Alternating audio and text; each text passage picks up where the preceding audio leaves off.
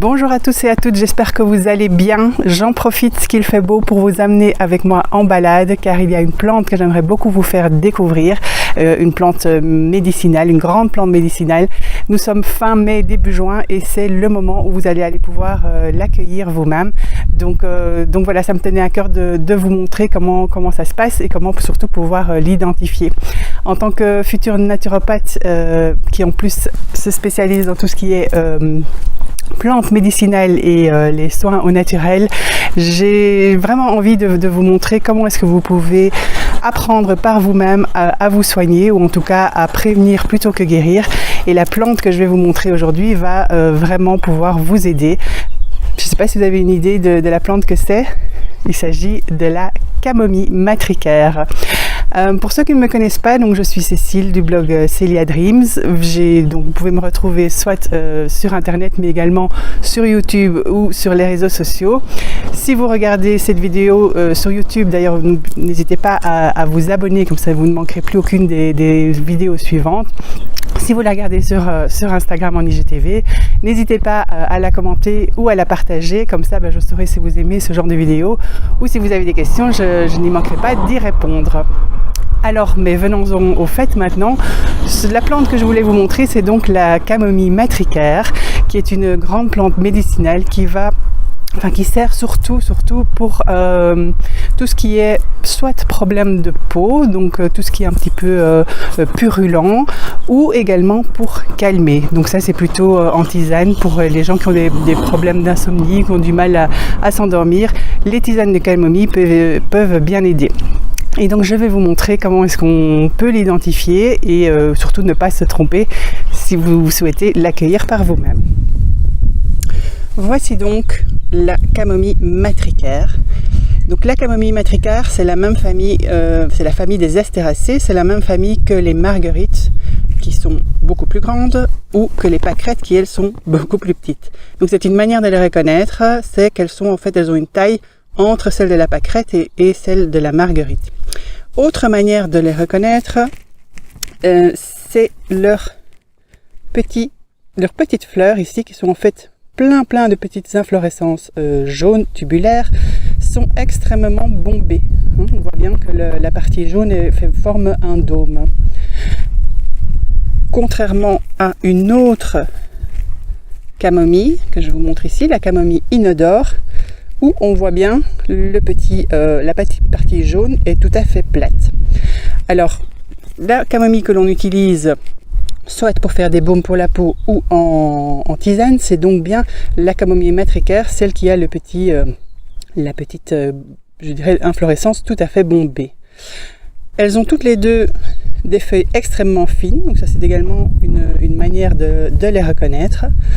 Et par contre, autre grosse différence, la camomille matricaire, celle qu'on va utiliser en tisane, sent très fort. Donc si vous la sentez, vous ne pouvez vraiment pas vous tromper. Elle a une odeur très reconnaissable et une fois que vous l'avez sentie, vous ne pourrez plus vous tromper. Contrairement à la camomille inodore, qui, comme son nom l'indique, ne sent absolument rien.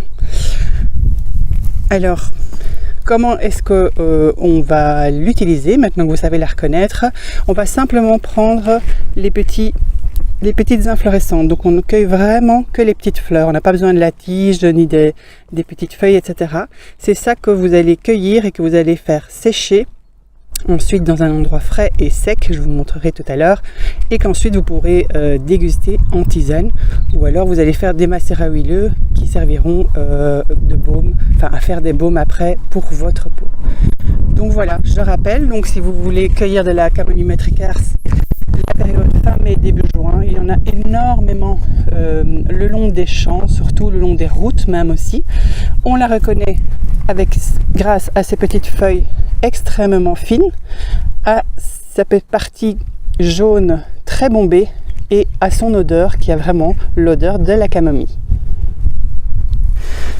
Alors me voilà rentrée de la balade et donc je vais faire sécher les fleurs. Alors moi j'ai comme ça un petit ustensile qu'on utilise plutôt en jardinerie pour pour le compost, hein, pour un petit peu le tamiser, un tamis.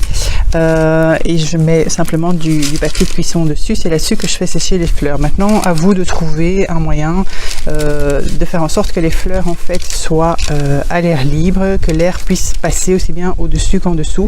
Donc vous pouvez éventuellement utiliser une sorte de tamis, de passoire, éventuellement les petites cagettes en bois pour les fruits, tout ça, et que vous mettez un petit filet autour. Tout ça est parfait. Alors là, j'ai récolté donc ma camomille fraîche.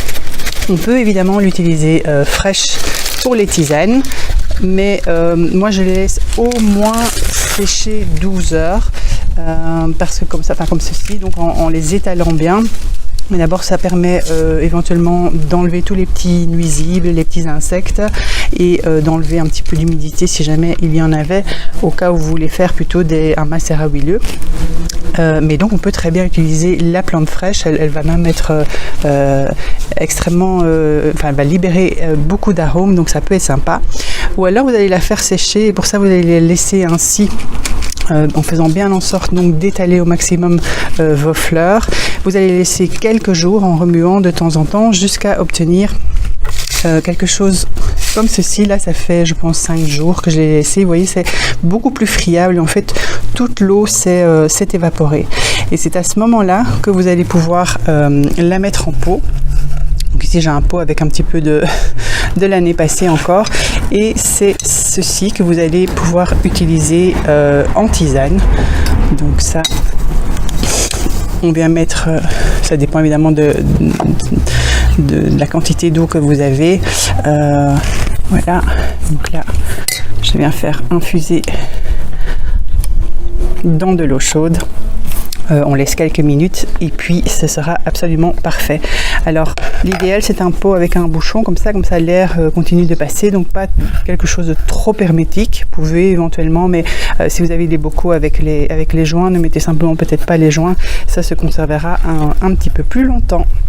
Donc voilà, j'espère que ça vous a donné envie d'aller cueillir de la camomille. C'est vraiment très très bon pour la santé, c'est idéal pour calmer, pour apaiser. Quand je parlais des nuisibles, regardez, parfois on ne les voit presque pas, mais vous voyez ici cette petite chenille. Voilà pourquoi, entre autres, je les laisse au moins sécher 12 heures pour que toutes ces petites bêtes s'en aillent. Donc c'est vraiment très très important. Et d'ailleurs, au moment où vous allez mettre en pot, vous allez encore bien vérifier qu'il n'y ait plus rien. Vous ne devez absolument pas les laver, sinon elles vont être gorgées d'humidité et ça, c'est pas ce qu'on veut.